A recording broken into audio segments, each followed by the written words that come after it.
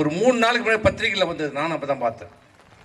திண்டிவனத்தில் ஒரு ரவுடி கும்பல் பஸ் ஸ்டாண்ட்ல தகராறு, அந்த பாலத்துக்கு கீழே இருக்குதுல்ல பஸ் ஸ்டாண்ட்ல தகராறு. போலீஸ்காரன் கைது சென்று உள்ள போறான். ஒரு ரவுடி போலீஸ் ஸ்டேஷனுக்கு உள்ளே போய் காவலர்களை தாக்க முற்பட்டு போலீஸ் ஸ்டேஷன்ல இருக்கிற எல்லாத்தையும் அடிச்சு நொறுக்கிறான். ரவுடி யார் நாங்க சொல்லல, காவல்துறை பத்திரிகையில் செய்தி கொடு.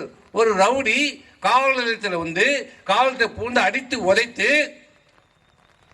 சேதப்படுத்தியிருக்கிறார்.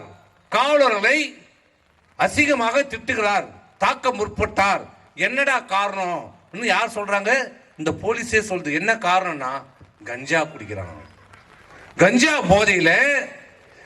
போதையில இந்த போலீஸ் விளக்கம் கொடுத்த பத்திரிகையில் வருது. கஞ்சா போதையில திண்டிவனத்திலே ரவுடி காவல் நிலையத்துக்களை பூந்து காவல் நிலையத்தை அடித்து உதைக்கு சூறையாடி காவலரை தாக்க முற்பட்டுகிறான்.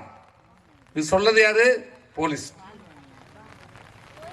இதே திண்டிவனத்தில் திருப்ப மீண்டும் 2 நாளைக்கு முன்னாடி கஞ்சா போதையில தகராறு, குத்து, வெட்டு குத்து.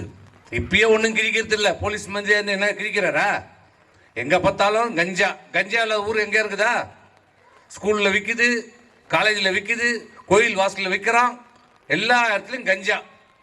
கஞ்சா, கஞ்சா எண்ணெய், கஞ்சா சாக்லேட்டு, எல்லாம் கஞ்சால என்னென்ன இருக்குமோ அத்தனையும் விற்குது.